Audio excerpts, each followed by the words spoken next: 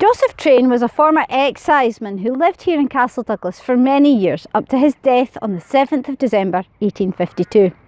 He was also an antiquary, poet and historian who during his life became a close friend and contributor to Sir Walter Scott. I've already spoken about one of the more infamous incidents in his career with his attempt to acquire St John's seat from Dalry for Sir Walter, but the man himself deserves a bit of recognition for his contribution to Scottish literature. The story of Guy Mannering was suggested by Joseph to Sir Walter, and Joseph supplied him with documents and information that helped the great writer to flesh it out. The character of Dirk Hatterick was based on Captain Yawkins, an infamous Dutch smuggler who frequented the Solway. Joseph had acquired some of these documents through the course of his work in the excise.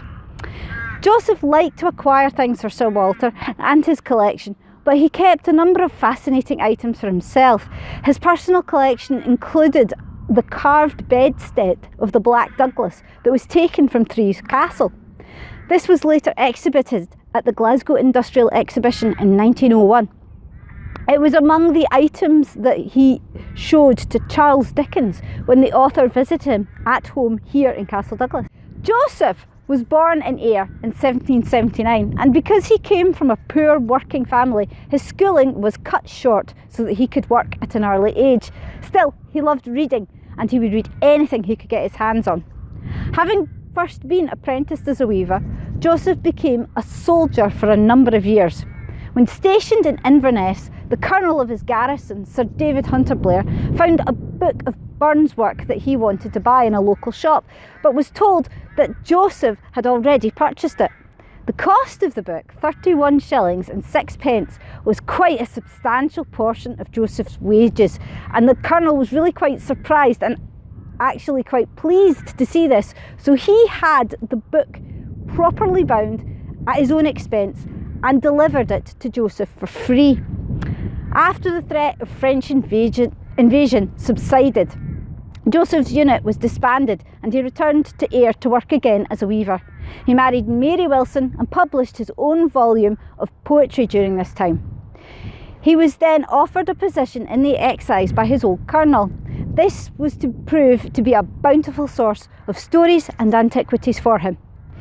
He then published a second volume of poetry, which was better received than the first, and that brought him to the attention of Sir Walter.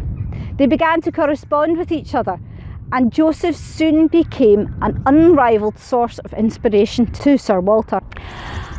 Among the items he contributed to Sir Walter's collection are the iron jugs of Treves Castle, an elk's horn, and thimblekins that were used to torture Covenanters. There was also a large oak armchair that was made from the rafters of the house at Rob Royston, where William Wallace was captured, and a broadsword that had belonged to the infamous Grierson of Lag. Joseph had also had a long friendship with Dr. Trotter Senior of Dalry, another great collector of local tales, and met with Agnes Strickland, the author of Queens of England, to help her plot the flight of Queen Margaret through Galloway. He allegedly gave her a sketch of a guitar that the Queen left at Kenmure Castle. He returned to writing after Sir Walter's death and charted the story of the Buchanites, a cult-like sect that had been based at Crockett Ford. His last publication was The Wild Scot of Galloway. He's buried in Kelton Kirkyard near the banks of Carlingwalk Loch.